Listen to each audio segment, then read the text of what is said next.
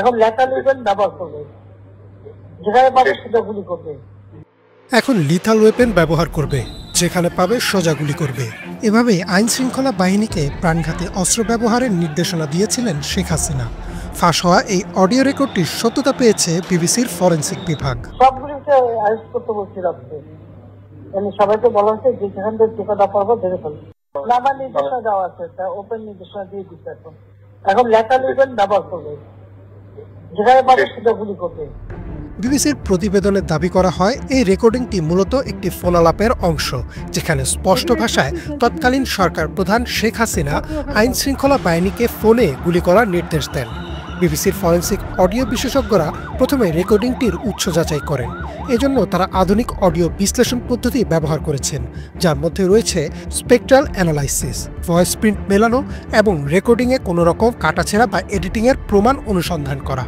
এছাড়াও তারা শেখ হাসিনার কণ্ঠস্বর, নিঃশ্বাস প্রশ্বাস এবং আশপাশের শব্দ বিশ্লেষণ করেন। বিবিসির প্রতিবেদনে বলা হয়েছে, এই পরীক্ষা নিরীক্ষার মাধ্যমে তারা নিশ্চিত হন যে অডিওটি কোনোভাবে বিকৃত বা এডিট করা হয়নি এবং ফোনালাপটি হয় লাউড স্পিকারে। বিবিসি তাদের প্রতিবেদনে উল্লেখ করেছে, অডিও ফরেনসিক বিভাগ এই সিদ্ধান্তে পৌঁছেছে যে রেকর্ডিংটি আসল, এতে কোনো ধরনের বিকৃতির চিহ্ন নেই। আন্দোলন চলাকালীন 18 জুলাই রাত থেকে সারা দেশে ইন্টারনেট সংযোগ বন্ধ করা হয়। এরপর শুরু হয় ক্র্যাকডাউন। সেই সময়কার বিভিন্ন ভিডিওতে দেখা যায় আইনশৃঙ্খলা বাহিনীর সদস্যরা রাজধানীর যাত্রাবাড়ি, রামপুরা, বনশ্রী, উত্তরা, চাংখারপুল সহ বেশ কিছু স্থানে প্রাণঘাতী 7.62 ক্যালিবারের গুলি ব্যবহার করেছে।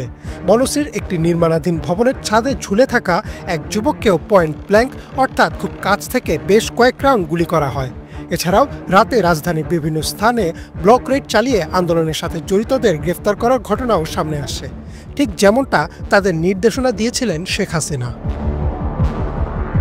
বিবিসির অনুসন্ধানে স্পষ্ট প্রমাণ পাওয়া গেছে যে অডিওতে যেসব নির্দেশনা দেওয়া হয়েছিল সেগুলো বাস্তবে কার্যকর করা হয়েছিল এবং এর ফলে বহু প্রাণহানির ঘটনা ঘটে।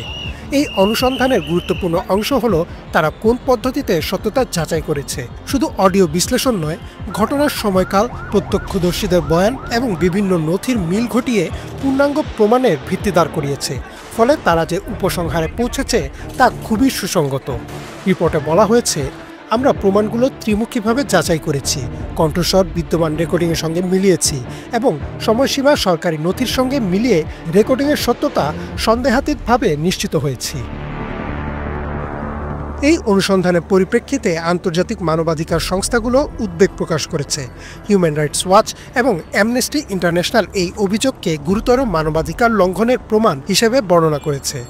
বিবিসির অনুসন্ধানে পাওয়া প্রমাণগুলো আন্তর্জাতিক অপরাধ ট্রাইব্যুনালে শেখ হাসিনার বিরুদ্ধে চলমান মানবতা বিরোধী অপরাধের বিচার কার্যেও স্বচ্ছতা বাড়াবে বলেও মন্তব্য করেন prosecutor Gazi MH Tamim. Imran Mahmud, Bangla vision.